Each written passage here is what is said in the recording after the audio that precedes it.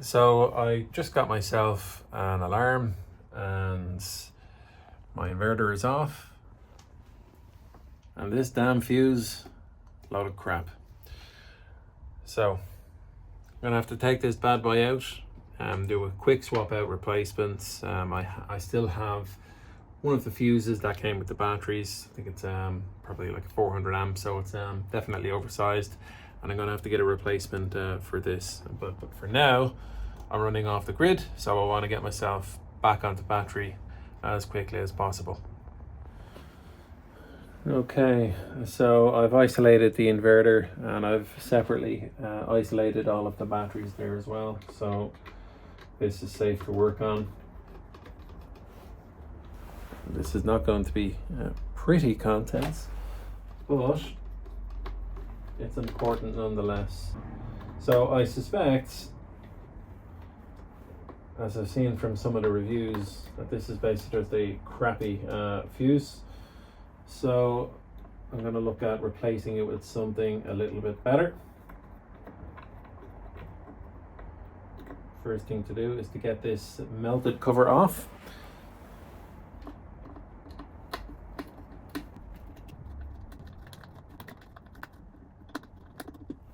All right, probably welded on there. Yeah. Oh yeah, definitely welded on there.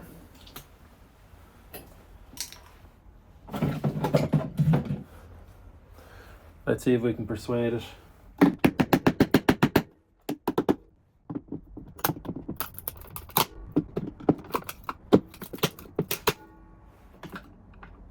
Okay, there we are, getting there.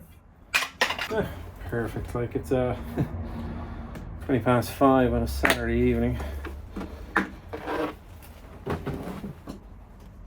Okay, let me see. I'm sure one of these guys will do a trick.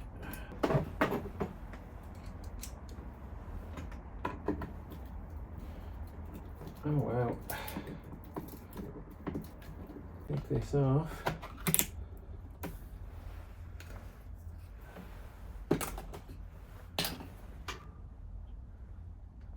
See what we have here.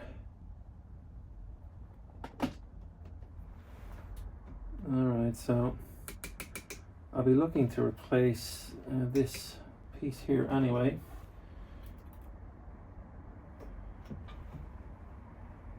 And let me see.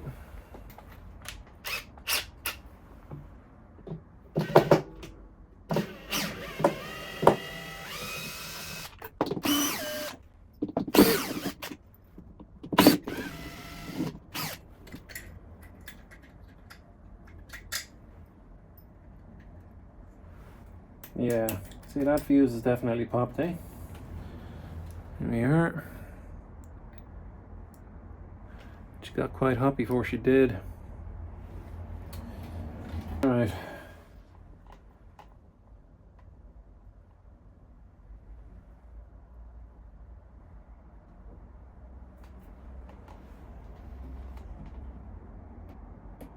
Yeah. So, I mean, I could probably get away with just reusing this. It just looks like it's cooked a little on the ends, but I'm not going to do that. I'm going to do a proper replacement. So I'm going to cut into this, put another ferrule on it, and then pop a temporary 400 amp fuse in. I'm just going to fish it out here.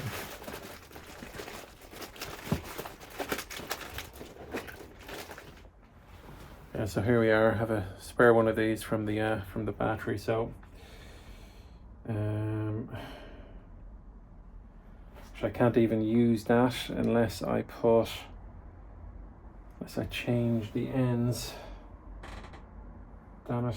Yeah, I'll have to change the connections on here.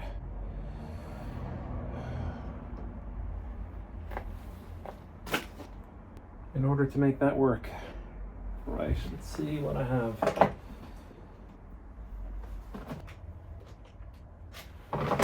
Small ones here. Alright, I'll come back. Alright, I found myself a couple of lugs. Let's get this sorted.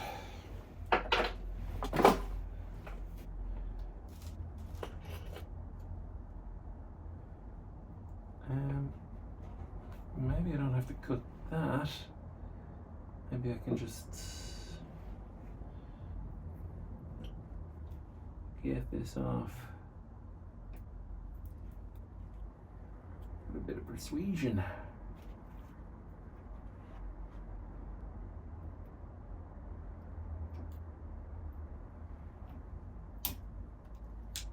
Yes.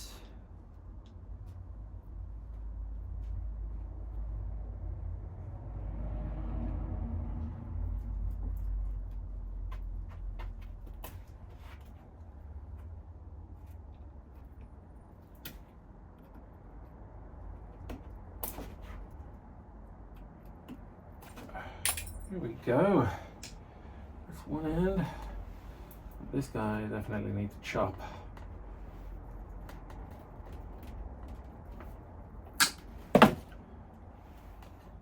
Yeah, we've got some good copper under there.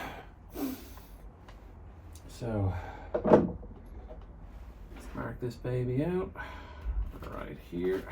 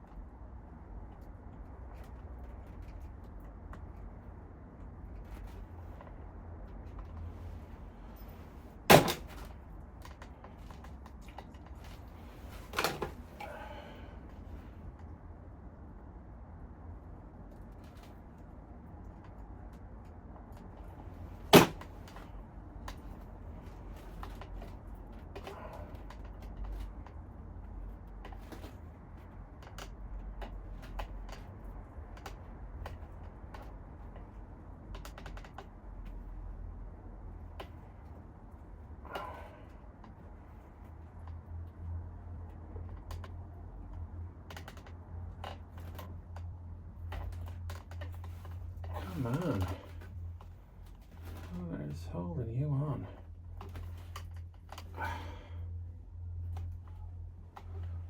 This guy does not want to come out.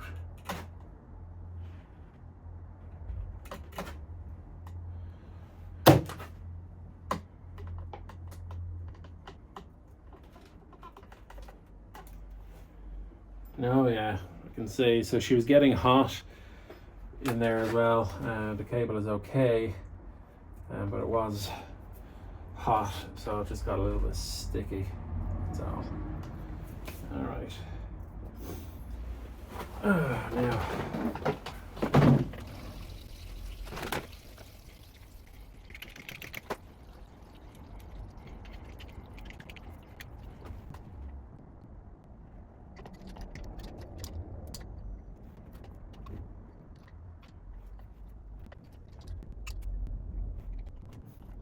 All right, let's start.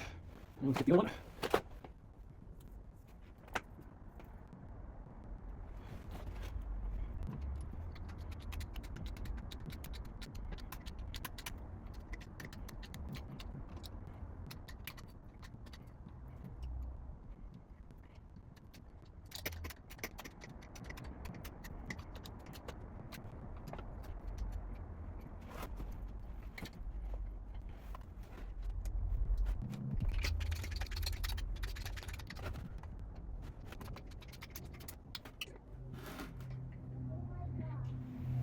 Okay, so they're now crimped at 35. Now I need to bring them down to size 25.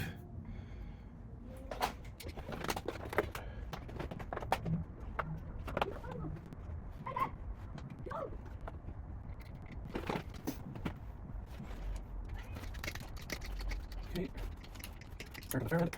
Sure you are nice and secure. And you're gonna move on further. Yeah, I probably should have cleared the bicycles out of here before I started work. But anyway, I'm here now. Just keep carrying on with it.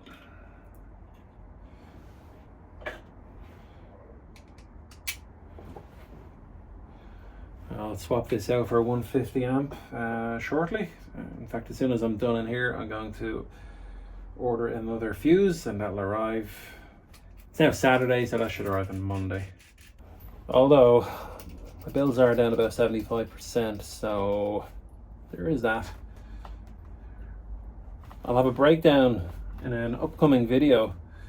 Of course, it'll be specific to my setup, but it will be very much applicable to a lot of Irish viewers, because obviously you'll be able to get the same kind of tariff that I have here, but it'll be generally applicable across the board. Here we are, fuse on, inverter lug on, washer, spring washer, and nut. Right, just tighten that up before the other one gets in my way.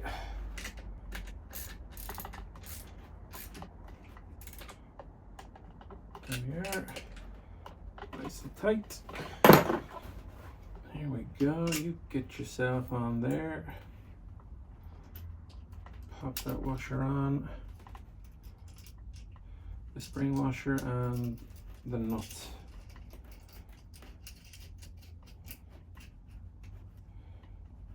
All right.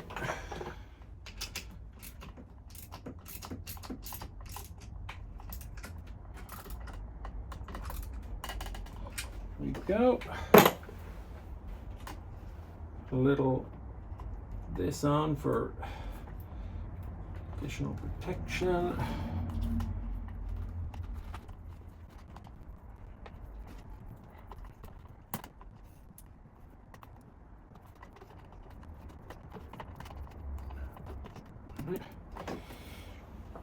Will do for now.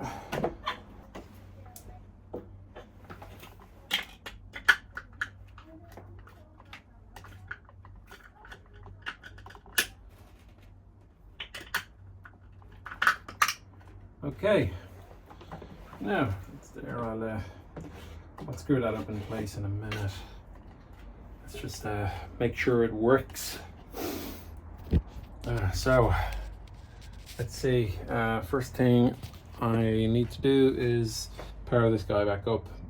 So remember, the off is AC, AC and DC. So to turn it on, it's DC. We've got no load anyway, it's dark outside.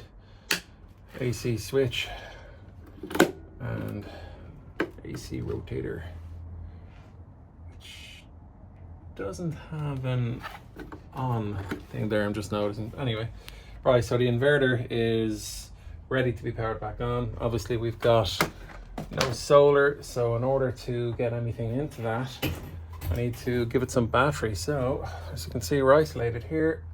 Battery number 1, battery number 2,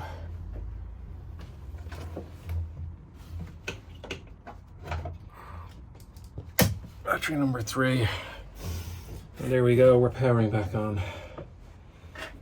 Whew. Okay, it's probably a bit of a sketchy video, but heat of the moment.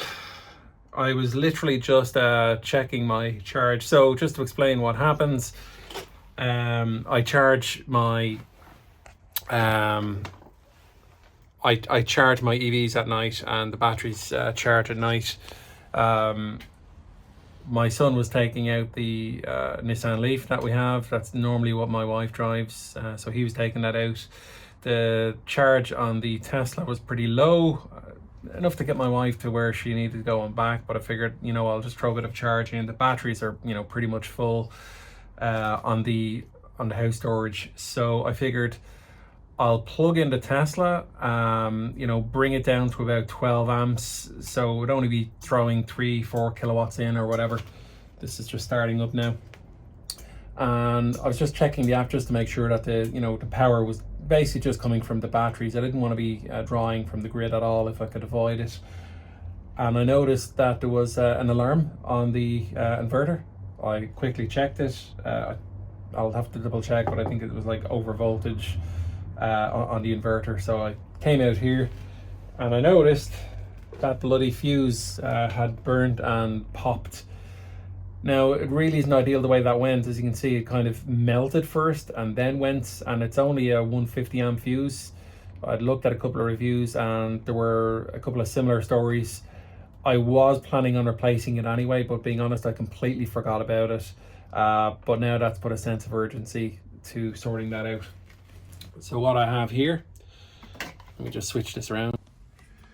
What I have here is one of the fuses that come with the battery. I ended up getting a spare because Fogstar sent me the wrong pack. So I got a battery in the wrong pack, and then they sent me the correct pack and didn't ask me to return the other pack that I had, which was for version 2 BMS. So I ended up with a spare fuse. So that was pretty handy for the hassle that I've had with Fogstar. Despite their excellent customer service, at least I've ended up with a fuse here that I've been able to hook up and get everything going again. So let's see what we have. There we are, pulling from the battery again and just starting to, you know, top up into the grid. So everything's kind of reversed. So I've taken a few units obviously from the grid, not a big deal. As I say, my electricity bill is quite a bit lower than it ordinarily would be. So I'm going to do a comparison of what I was drawing last year.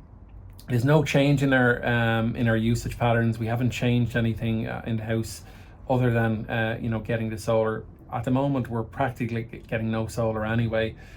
So most of the savings have come from installing the batteries. So I'll do a breakdown of what's actually going on there.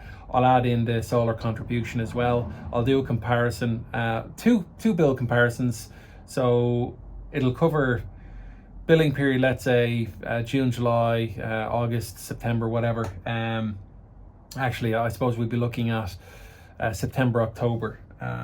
Or even October, November. Let's just see. I'm not even sure what my billing period is at the moment. I'm a little bit frazzled, but I'll compare two similar billing periods over the same months. There might be a few days discrepancy here, but I'll show what that is and show what the difference is and what I'm actually spending on my electric bill, which so far I'm quite happy that I have switched the batteries.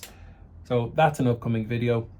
I'll put this one together after I've replaced this fuse. Okay, so now that this fuse has been removed, just having a closer look at it here. I was wondering why it had reached such a high temperature before the fuse itself actually popped. And as you can see here, quite a bit of damage. You can see all the charring in here. Really stinks actually. It's a very strong burnt smell from this. And you can see here the fuse is most definitely popped. And also the voltmeter itself, that got so hot that started to bubble up.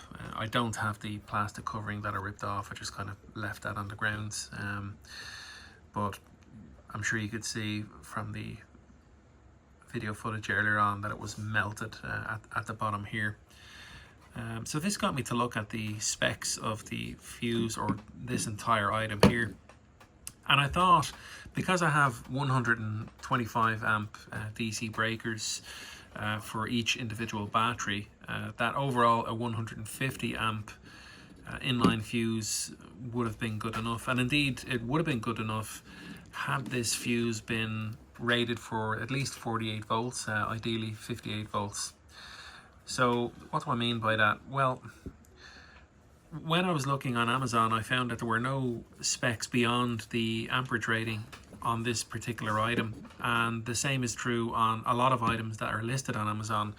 It just mentions the amperage and it doesn't show the voltage rating. I incorrectly assumed that I just needed to look at the amperage and, you know, voltage would kind of follow, but it doesn't. There are a lot of these fuses that are listed with 32 volts, which is obviously far below what we actually need for a C+ type battery. So I looked specifically for something with a minimum of 48 volts, and I saw that there was a Victron fuse with 58 volts. I ordered something similar, not quite as expensive. The Victron one was around about 50 euros. And I ordered a set of 3 same kind of spec fuses for about 20 euro. So I imagine they'll definitely do the job. So they are 150 amp and they are 58 volt rated, and the reviews on them seem quite good. So hopefully this won't happen. I suspect, very simply, what happened here is we weren't reaching the amperage limit, so we were well below the 150 amps that this is designed to fail at, but the voltage far exceeded what this is rated at, which allowed this to heat up excessively, causing all this melting damage and causing the damage that we can see in here. It's just kind of funny that, you know, in here is very clean on this side here, and on the side of the inverter it's all completely charred. So it basically failed on this side here. And this voltmeter, I mean, this literally just kind of flashed on at one stage. I thought it was my imagination, but maybe this is actually just very low rated as well. I mean, that's probably only rated for, you know, 14-15 volts. So maybe that just kind of popped when I first grounded it. Anyway, the new fuses will arrive in a week, and I got the mega fuse because now I have the mega fuse holder that I'm using. So I got the mega fuse, and I'll replace that when when they arrive. And yeah, again, let's hope that problem doesn't happen again. Alright, so it's been a full week since the last fuse popped on me. I still have this 400 amp fuse in here, and I've received, well, yesterday, but today's the first opportunity I'm going to have to replace this. So this is the 150 amp fuse. There was a 150 amp fuse already in there. So I'm sure some of you watching this video will already know what I'm about to tell you, but some of you won't. So this is for you guys. This is quite important. When I was looking at the right type of fuse to put between the inverter and the bus bar, basically all of the batteries to protect this cable, I looked at it and I figured, okay, 100 amps is basically the max that the cables are going to see. So that's going to be the max kind of draw. So 120 amp fuse, 125 amp rather fuse should do the job, I figured. And being absolutely safe and wanting to avoid any unnecessary unnecessary fuse changes, I figured, okay, I'll go as far as 150 amps just in case there's any peaks above 125. So I opted for the 150 amp fuse. Okay, that's all well and dandy. However, what you also need to look at is the voltage rating on the fuse, and there are a lot of listings that don't include the voltage rating. So this system, batteries are like 48 volts. So you can get fuses that are rated for 48 volts, and you can get fuses that are rated 58 volts. A lot of the Victron fuses for these type of batteries are rated at 58 volts.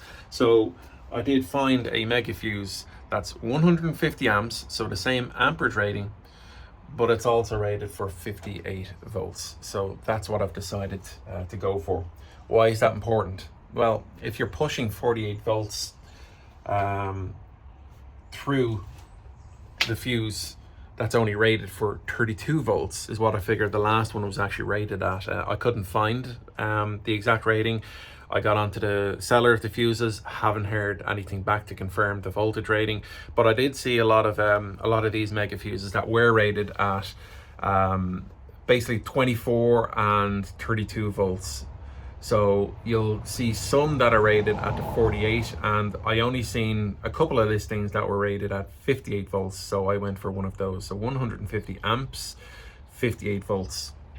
Okay, so what's going to happen, as I say, is you're going to be pushing a much higher voltage through. So I mean, you know, a third extra through than what the fuse is actually rated at. and that's going to cause extremely high heat, and it's going to melt the casing.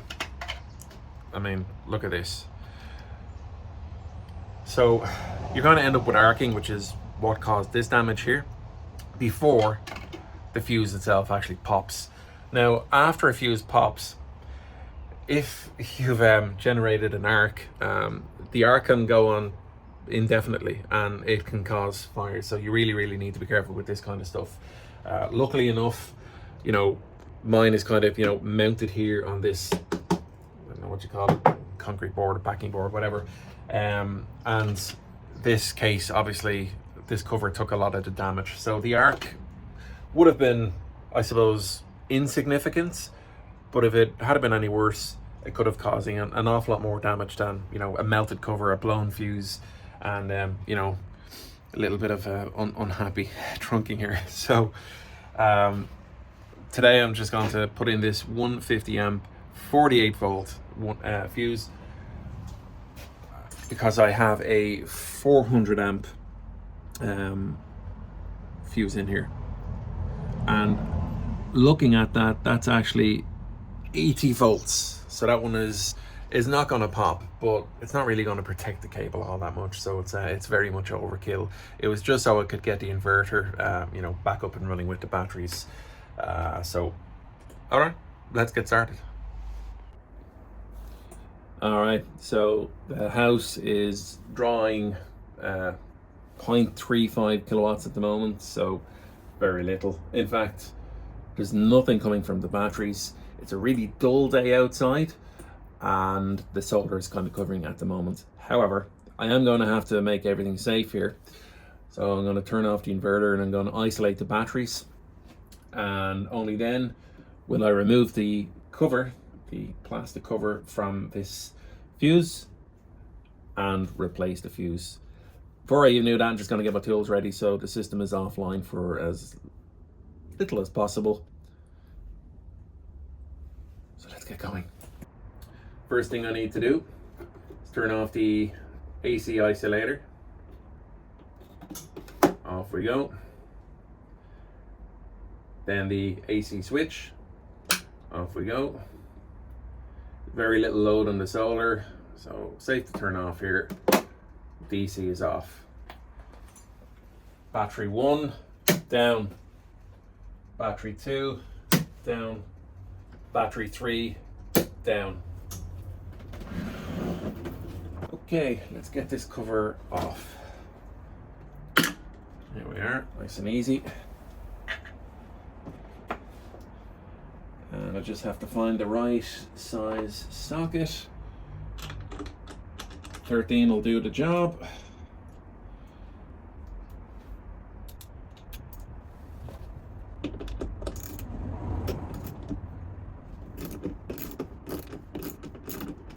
Okay. There we go. Loose enough.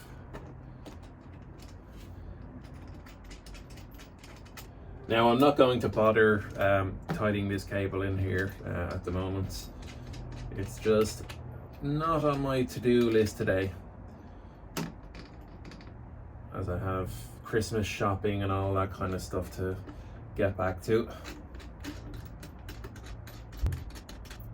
Okay, so that's all the bits and pieces there. Cables are off.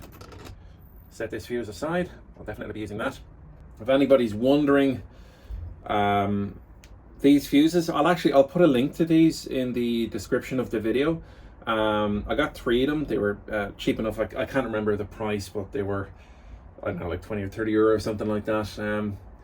I'll put the price up on the screen here as well of what I paid at the time. So these are Mega Fuse 150 amp, and they're rated, very importantly, at 58 volts. You see, a lot of your 48 volt systems aren't actually 48 volts. You know, they're kind of 52, 53, whatever. You'll see what your kind of pack voltages to be at. So 48 volts isn't really good enough, in my opinion.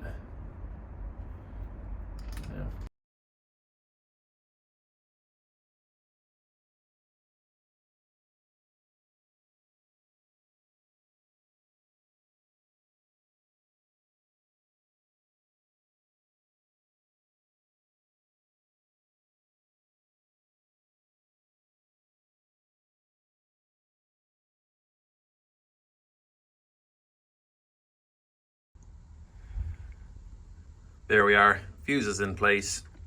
I'll tidy this up another day. It's gonna be quiet at work for the next while, so I'll have a little bit of time. If I finish up early, I'll just kind of tidy this up a little bit. So back to where we need to be. So the turn off is 1, 2, 3. So it's going to be 3, 2, 1. Right, so that is the AC on. Let's get to the batteries. Number 1, on. That should give power to the inverter as well. As I said, it's a very dull day out there.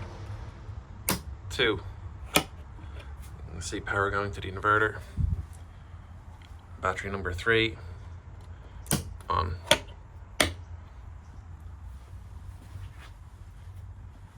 There we are. That should just take a moment before the contactors go. Any minute now.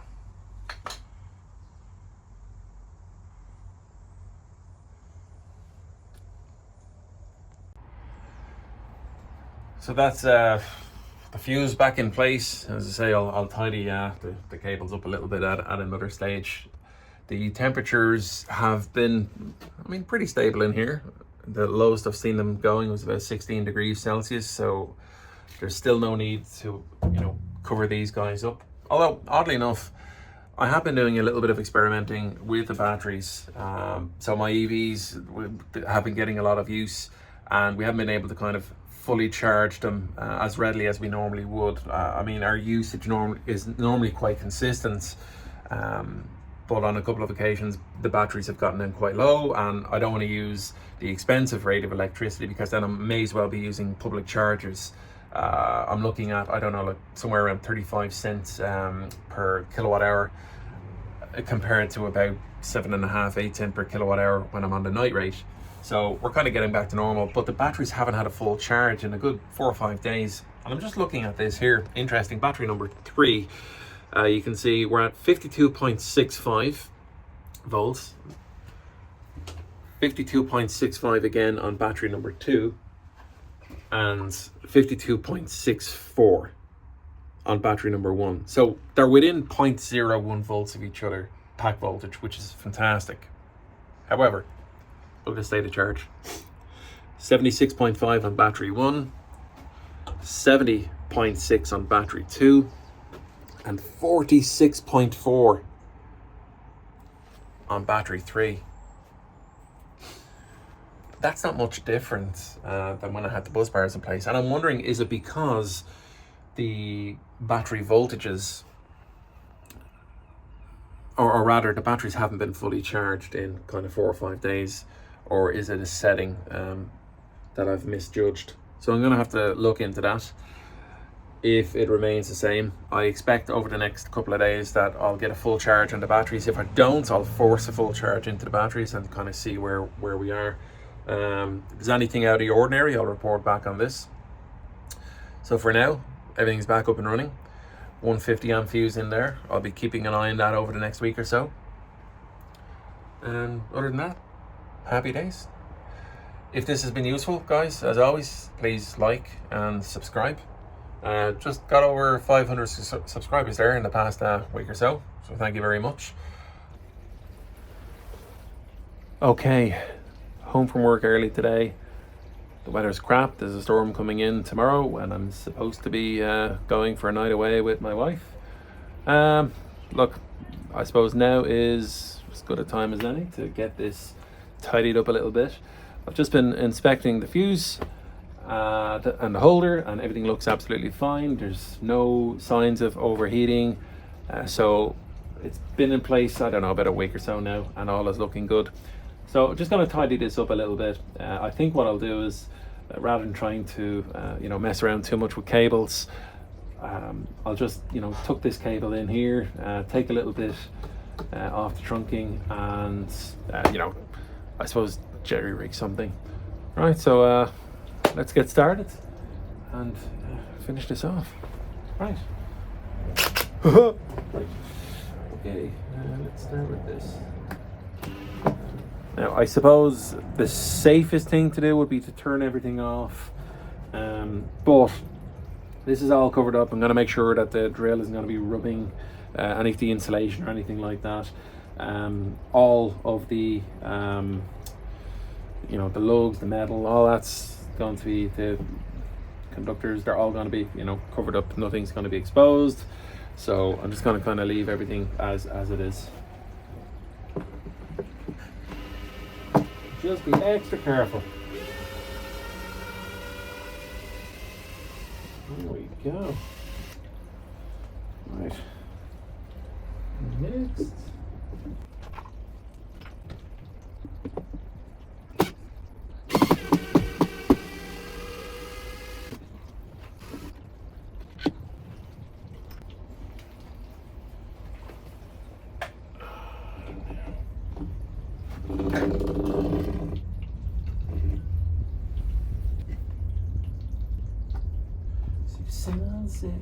This is what I want. Good. Can I manage?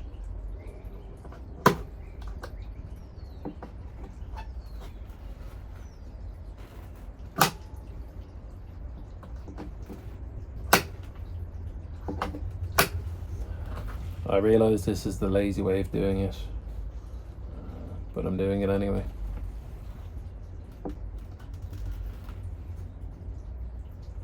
Oh yeah. Cut through there.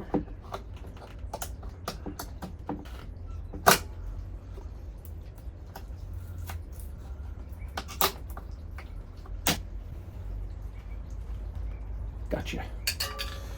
All right, let's see if that's good enough.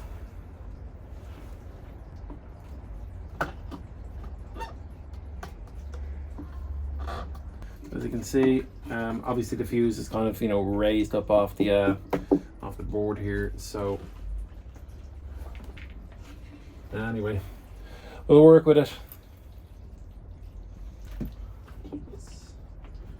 You in position. You're going there. It's fine. There. Okay. Clearly I'm using the wrong drill bit, but I'm just going to go ahead with it anyway. Close enough.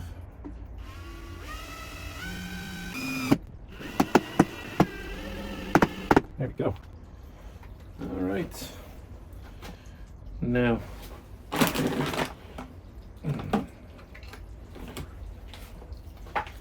have this. Plug in there. Oh yeah, okay. Gonna go there.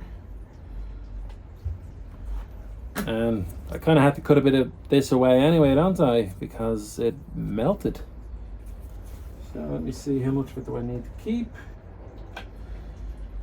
I think if I cut it right about here, that should be fine.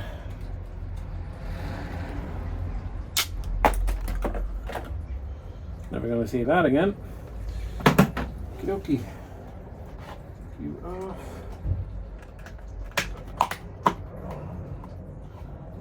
There we go. Should up a little bit more.